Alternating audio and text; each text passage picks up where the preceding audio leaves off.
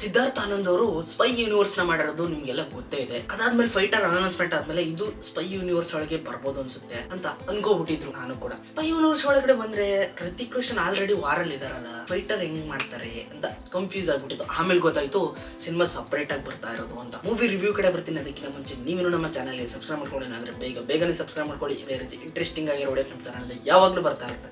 ಶುರು ಮಾಡೋಣ.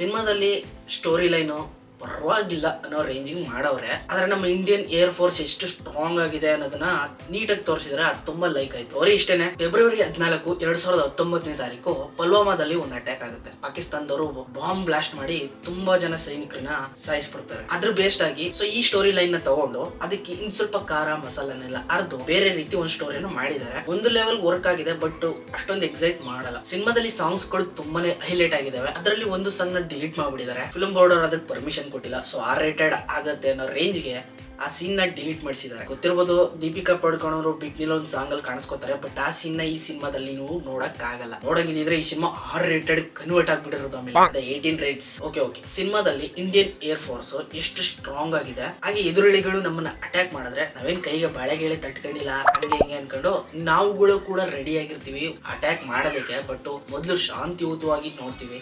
ಆಮೇಲೆ ಕೇಳಲಿಲ್ಲ ಅಂದ್ರೆ ಹಾಕೊಂಡ್ ಬಡಿಯೋದೆ. ಮೊದಲು ಪಾಕಿಸ್ತಾನದವ್ರು ಅಟ್ಯಾಕ್ ಮಾಡ್ತಾರೆ, ಆಮೇಲೆ ಇಂಡಿಯಾದವ್ರು ಅಟ್ಯಾಕ್ ಮಾಡ್ತಾರೆ. ತಿರ್ಗಾ ಪಾಕಿಸ್ತಾನ ಅಟ್ಯಾಕ್ ಆಗುತ್ತೆ, ಮತ್ತೆ ಇಂಡಿಯಾ ಅಟ್ಯಾಕ್ ಮಾಡ್ತಾರೆ. ಅಟ್ಯಾಕ್ ಇಷ್ಟೇ. ಸಿನಿಮಾದಲ್ಲಿ ಸೆಂಟಿಮೆಂಟ್ ಗಳು ಮಾತ್ರ ತುಂಬಾ ಚೆನ್ನಾಗಿ ಕ್ಲಿಕ್ ಆಗಿದೆ. ಹೀರೋಯಿನ್ ಆಗಿರ್ಬೋದು, ಹೀರೋದಾಗಿರ್ಬೋದು, ಒಂದು ಲೆವೆಲ್ಗೆ ಪರ್ಫೆಕ್ಟ್ ಆಗಿ ಶಿಟ್ ಅನ್ನೋ ರೇಂಜ್ಗೆ ಮೂಡಿ ಬಂದ್ಬಿಟ್ಟಿದೆ. ಒಟ್ನಲ್ಲಿ ಸಿನಿಮಾ ಒಂದ್ಸರಿ ನೋಡೋದಕ್ಕೇನು ಬೇಜಾರಾಗಲ್ಲ.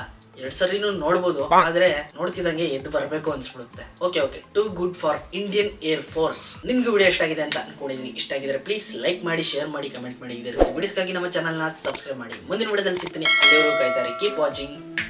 ಬಾಯ್.